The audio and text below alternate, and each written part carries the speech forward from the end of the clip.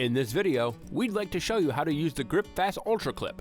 They are really quick and simple to use, and because they are metal, they can be used to install in cooler weather. You will have the option of using a Masterforce pneumatic metal connector nailer or going the good old-fashioned way with a drill and screws.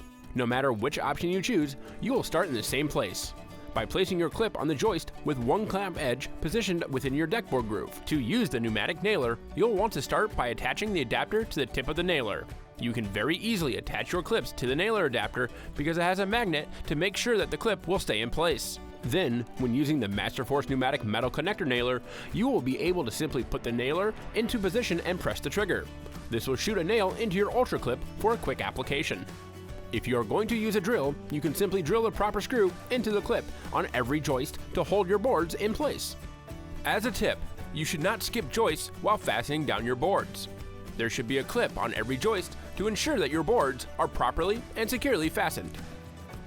Check out all the helpful tips and information we have on UltraDeck.com.